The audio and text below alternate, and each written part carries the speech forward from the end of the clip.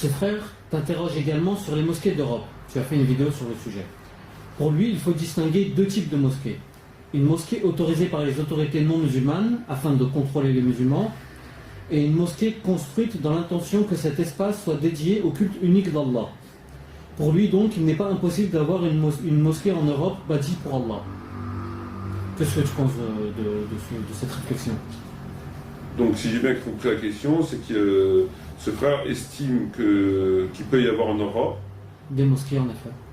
Parce que l'intention est de... L'intention est de cette mosquée que ce soit construit pour un espace dédié au culte unique d'Allah. Je pense que c'est tout simplement impossible. Je pense que c'est tout simplement impossible. Il faut remonter, pour comprendre les choses, pour pouvoir faire un ijtihad sérieux, il faut remonter à la base, donc à la loi fondamentale. Et de là, on peut, si on n'a pas de réponse sur la question textuelle, on peut en déduire des choses. On va remonter à la question des mosquées. Et pourquoi je veux dire que c'est impossible? On sait que dans la loi régulière, la loi fondamentale, un musulman doit vivre sous les lois divines et prophétiques, et conformément à ces lois, les appliquer, les faire appliquer, on le sait. On sait aussi très bien qu'un musulman n'a pas de droit, par rapport à la loi, de se soumettre à une autorité non musulmane, ce qui ferait de lui, s'il le fait de façon volontaire et consciemment, un apostat, d'accord? Parce qu'il abandonne les lois, etc., etc. Des exemples sur la question dans les hadiths, dans l'histoire, il y en a plein, c'est pas ce qui manque. D'ailleurs, le prophète Mohammed il a dit: je les ai tous musulmans vivant parmi les non-musulmans. Et bien d'autres hadiths où ne prenez pas le Coran sur un territoire ennemi, etc., etc. On peut en citer des centaines. Bon, à partir de là, on a la loi régulière qui est prouvée, qui affirme ce que je viens de dire. Donc, le fait de construire une mosquée, donc la maison de Dieu, qui est censée être gérée par la loi de Dieu, et conformément à la loi de Dieu, sur un endroit qui n'est pas géré conformément à la loi divine et prophétique, est déjà un non-sens, premièrement. Deuxièmement, c'est immoral dans la mesure où cette maison de Dieu, cette soi-disant maison de Dieu, sera construite au milieu, au cœur d'un endroit où règne ce qui est immoral, amoral, etc., etc., etc., etc. Je ne vois pas comment la maison de Dieu, une mosquée, peut être construite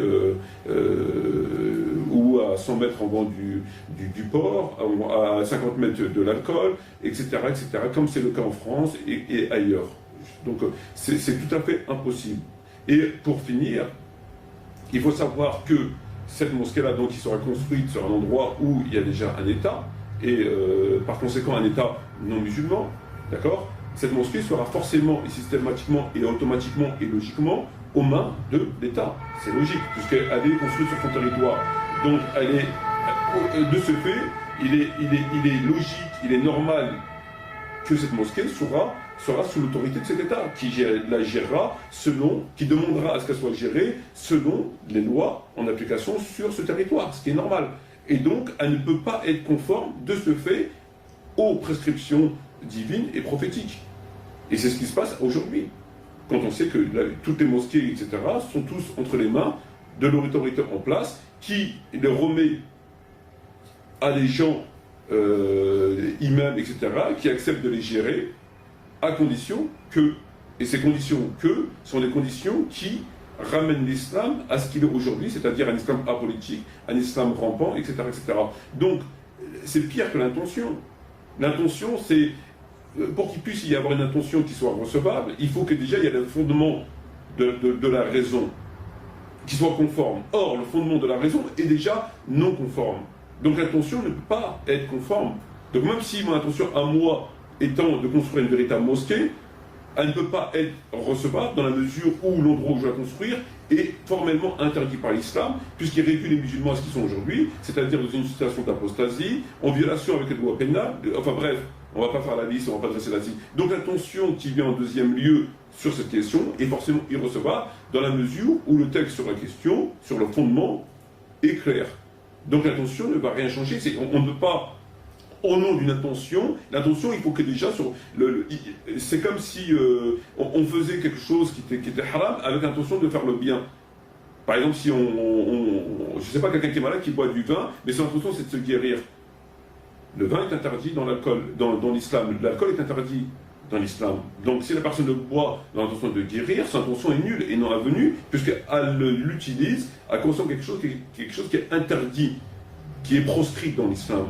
Donc son intention est nulle.